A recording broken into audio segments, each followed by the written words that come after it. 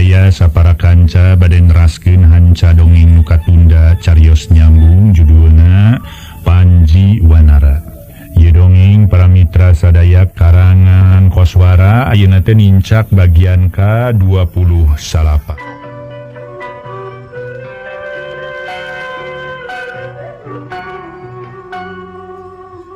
Para mitra anu mulia, prameswari nyimas nawang asih harita teh para wargi sadaya keur nepungan anu jaga panjara nyata Sukra jeung Sakri.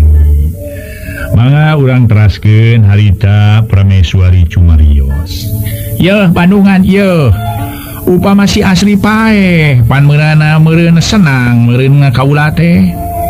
Yen Kangjeng Raja milih kaula sorangan, moal kasoro kunulian, moal kaganggu kunu sejen dina hal itu ieu nyatana si asri nu matak hanyakal ari hirup keneh mah komo ari kaayaan sehat mah pohara hanyakalna.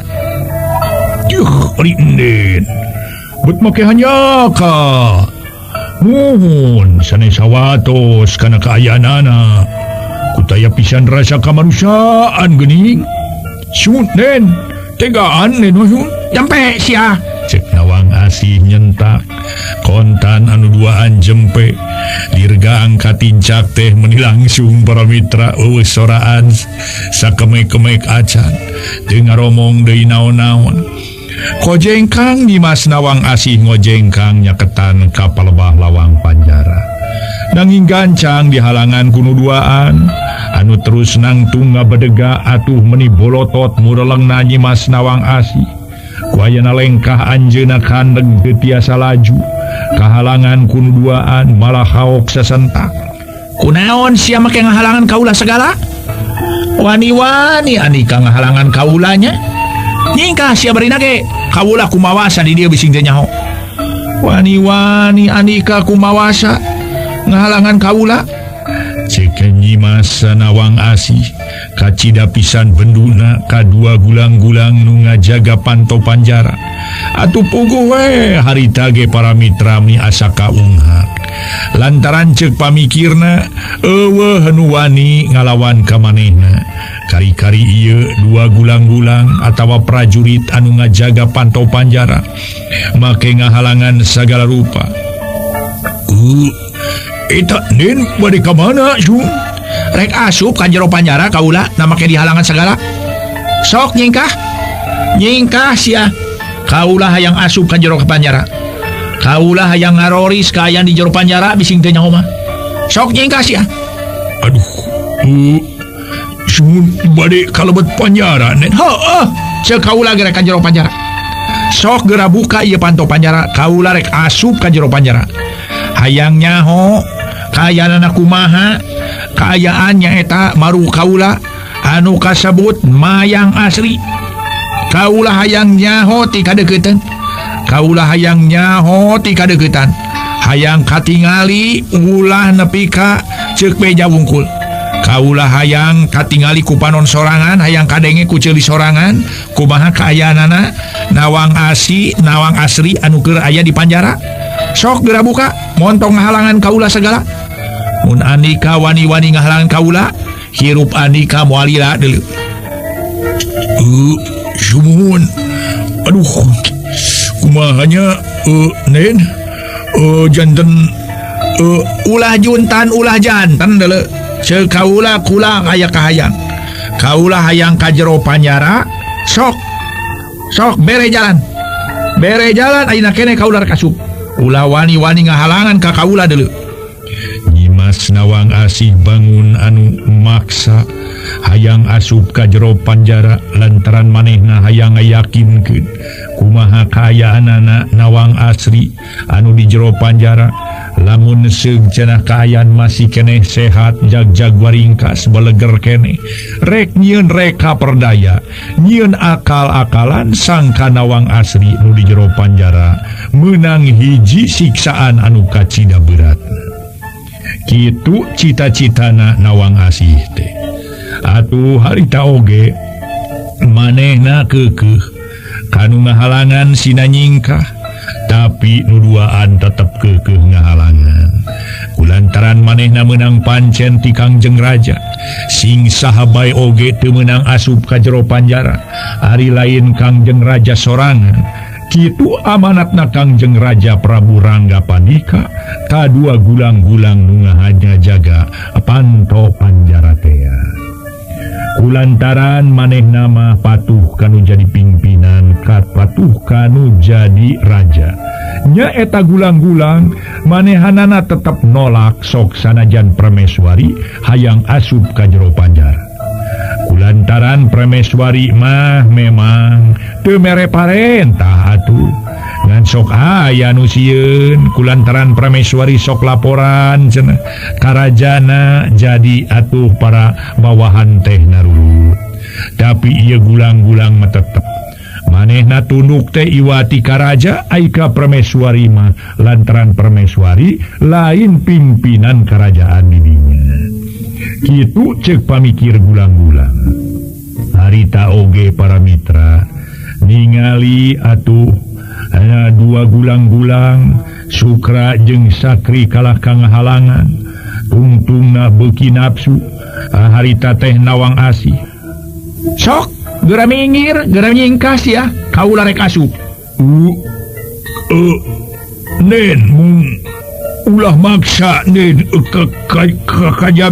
kajabanaon sok caritakeun kajabanaon sok kajabanaon caritakeun ka kaula eta keneh kajabi upami nen kenging widi ti Kangjeng Raja sun kajabi upami nen tiasa ningalikeun widi ti Kangjeng Raja anu mangrupi serat atanapi satempel semun secara tutulisan maksud teh aya peripaos hitam di atas putih tiasa bae jisim abdi duaan maparin kasempetan pikeun nen lebet ka panjara kaulanun upami teu aya eta mah hapunten nu kasuhun margi jisim abdi duaan anu ngajaga di panto panjara diamanatan pisan ku Kangjeng Raja teu kenging aya nu lembet ka panjara kitu sumuhun nu dimaksud ku jisim abdi mah kaulanun lah teu perlu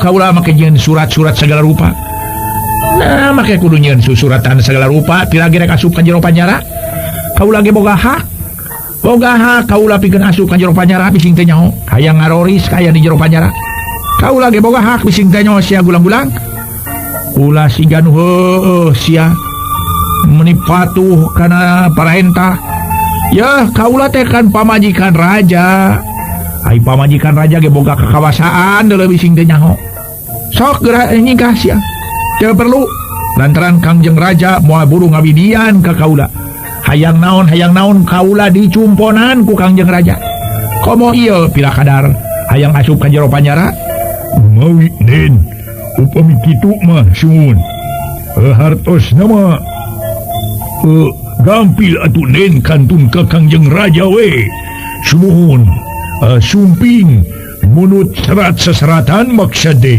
pikeun tanah kage jisim abdi duaan bilih dipangloh bilih muhun dilepatkeun ku Kangjeng Raja kaulanun mawi aya saena mangga nen sumping deui ka Kangjeng Raja nuhunkeun seseratan pikeun nen lebet ka ieu panjara kitu kage jisim abdi supados administrasina beres kitu nen maksudna mah tetep ieu dua gulang-gulang Sukra jeung Sakri manehanana tetep kana pamadeganana lantaran menang tugas tinu jadi raja manehna moal ungut kalinduan moal gedag keanginan manehna nagen ceuk paribasana sok sanajan dikuku maha oge sok sanajan manehna akibat tina eta perbuatan menang hiji siksaan atawa menang hiji hukuman manehna geus siap narima eta hukuman kitu pamadegan Sukra jeung Sakri dina ieu carios.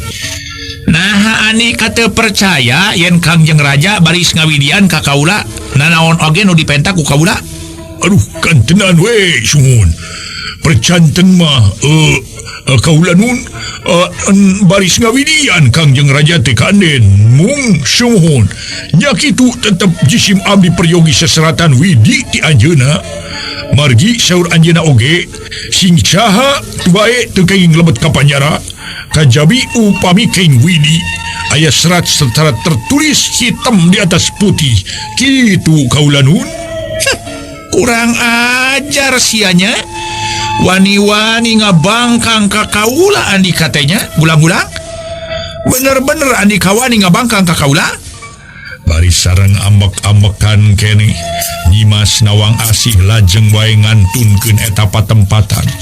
Bari jeung Kuraweud Haseum lir ibarat cuka bibit teh lain bobodohan bakat ku keheul meureun ka eta dua gulang-gulang anu memang teu beunang diparentah ku manehna. Kalahka manehna eta gulang-gulang menta susuratan ti Kangjeng Raja di mana cenah Prameswari dibere izin pikeun asup ka panjara. Memang para wargi risiko gulang-gulang model kieu gede pisan risikona bisa-bisa wae manehna dipecat ku Kangjeng Raja. Lamun seung Prameswari dina ngoni ngalaporkeun anak ka Kangjeng Raja atuh dijieun-jieun direka-reka pikeun ngadedetkeun ieu dua gulang-gulang kulantaran dua gulang-gulang nu ngaran Sukra jeung Sakri teh geus sahenteuna atuh nimbulkeun kurang sugemaha teh Prameswari. Da kitu biasana oge dilaporkeun mah beda jeung nu kajadian. Padahal mah ieu gulang-gulang teh cenah tumut kana parentah Kangjeng Raja boa dilaporkeun mah kumaha boa disebutkeun kitu kitu para mitra. Ieu atuh nandakeun yen cenah Prameswari atuh manehanana boga kakawasaan dina nggoning manehanana bisa ngarayu Kangjeng Raja. Ngaso heula para wargi, ngaso heula ngaso.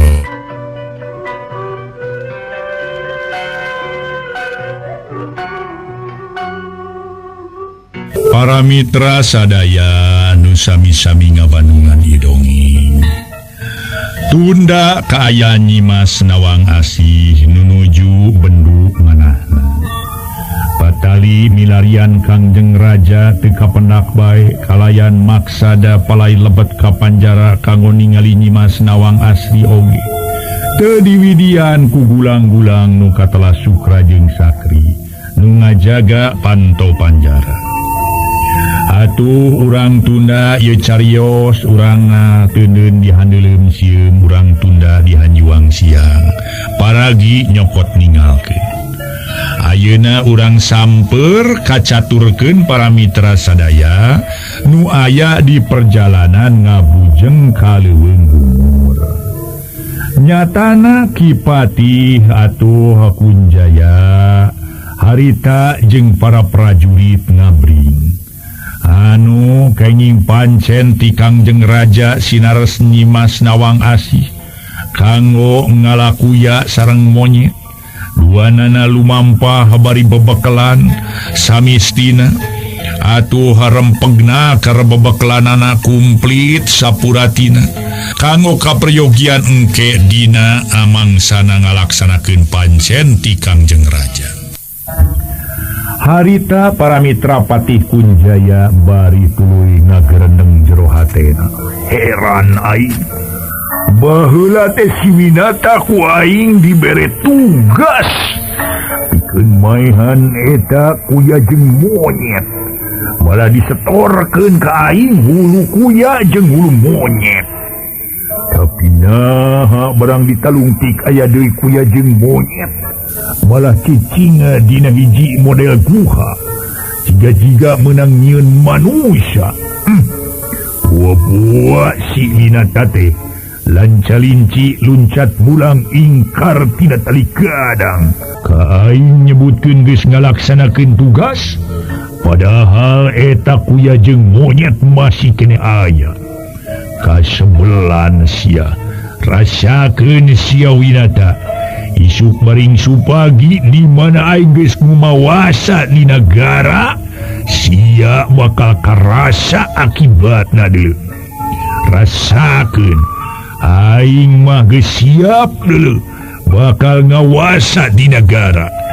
Tah Ayeuna aing menang tugas tinu jadi lancek jeung tikang jeung raja pikeun neangan ieu sakadang kuya jeung sakadang monyet. Waing rek dibawa ka negara rek dipencit.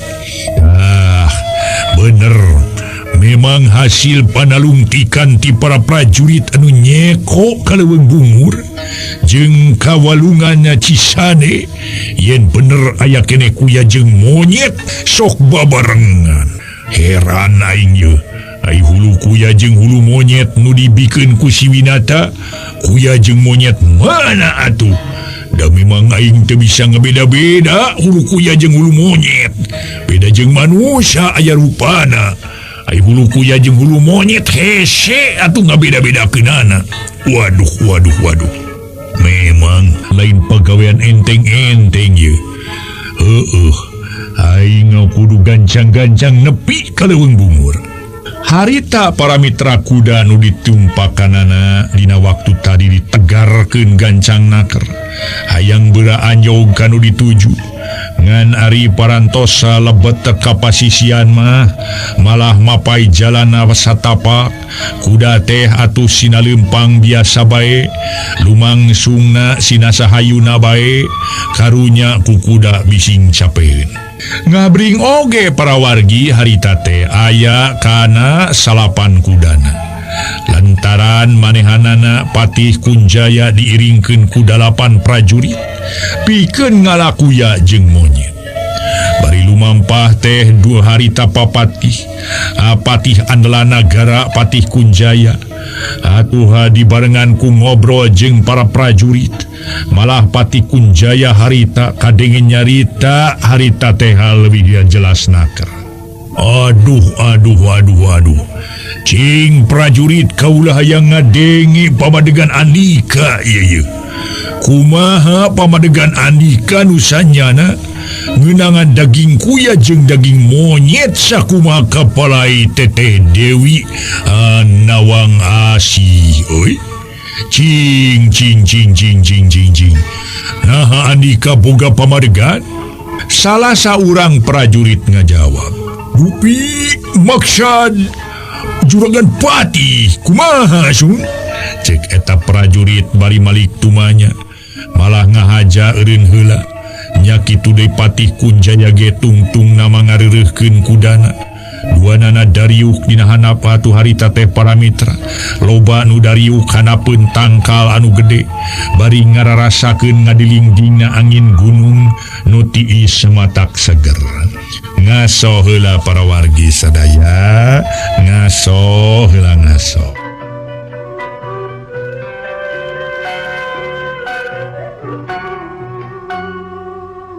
Para mitra anu mulia, nu dititah teh si Horeng nu diajak ngobrol teh nu kungsi dititah nyeko kaayaan sakadang kuya jeung sakadang monyet. Lantaran kabeh nu dibawa baladna nyata para prajurit nu 8 teh kabeh oge nu bilu kaki Patih Kunjaya. Kabeh oge anu memang menang atuh pangruruba ti Ki Patih Kunjaya.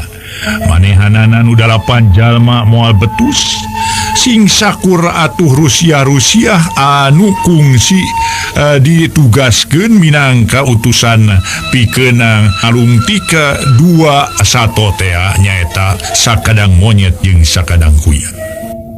Malah harita ge atuh Patih Kunjaya tuluy nyarita deui. Daria naker bangun ngingetan kajadian-kajadian nu kungsi tunu babageula. Prajurit, muanya Andika teu inget ngeunaan sakadang kuya jeung sakadang monyet. Anu kungsi ku kaula dicaritakeun, anu kungsi ku kaula ditugaskeun Andika baris nyeko. Andika kudu nyeko ka aya di leuweung bungur jeung di walungan Cisane.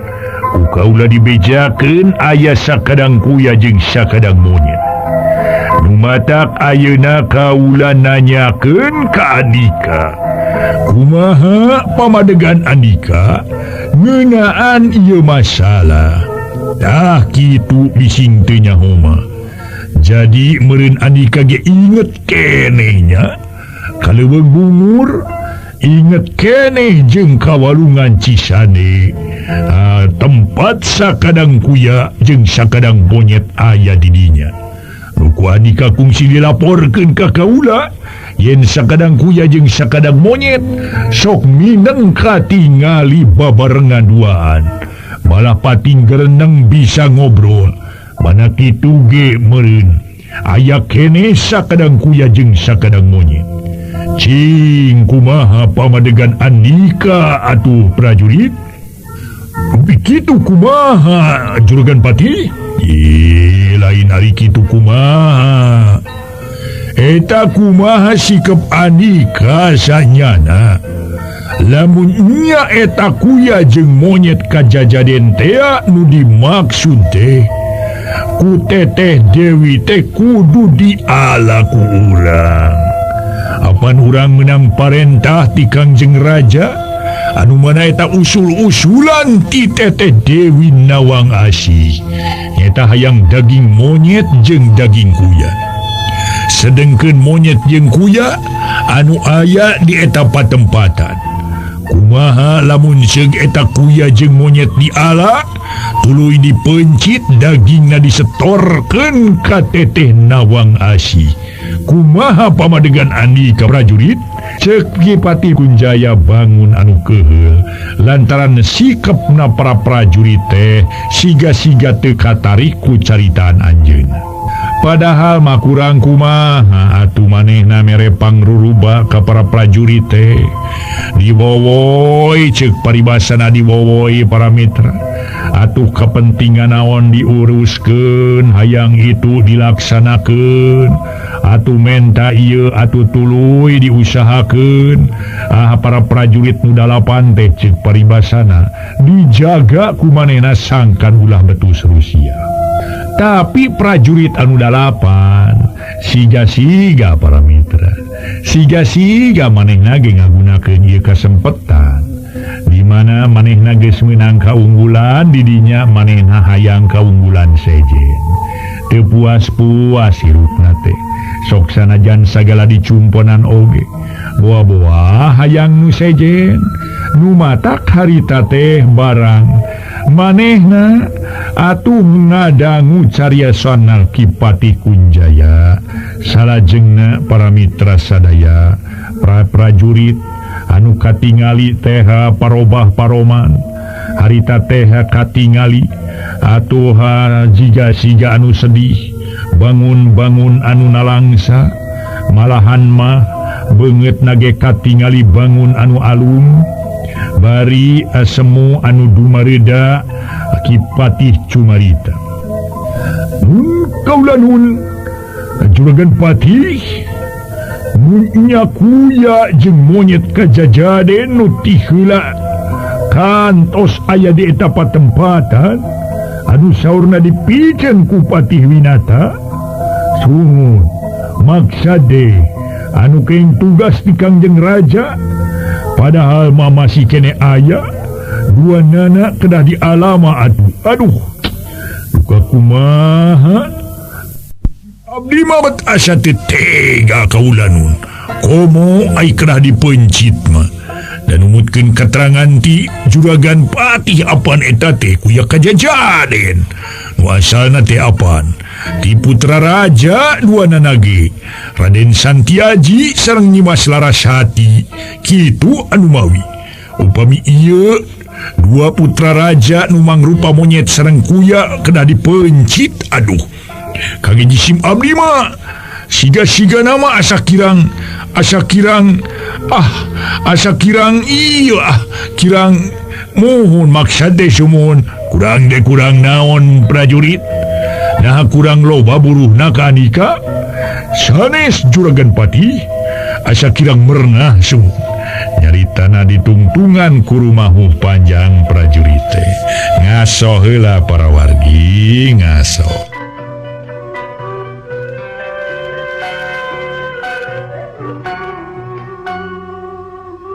Ngabandungan caritaan prajurit majarkeun teh teu tega cenah lamun kudu mencit eta sakadang kuya jeung sakadang monyet. Atuh Kipatih Kunjaya cumarita deui, nah make jeung teu tega sagala rupa prajurit. Pan kitu kuduna kitu pantesna lain. Sato mah mun perlu diala ku manusia, kalayan dagingna diperlukeun perlu didahar ku manusia. Kipatih Kunjaya bangun anu hayang ngajugjugan kana eusi hatena harita teh para prajurit. Mawi kaula nuhun lah.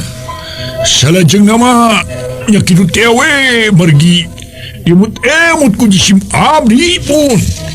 Muhun atuh upami urang mencit eta sato teh sami we sareng mencit putra raja kaula nuhun. Ya.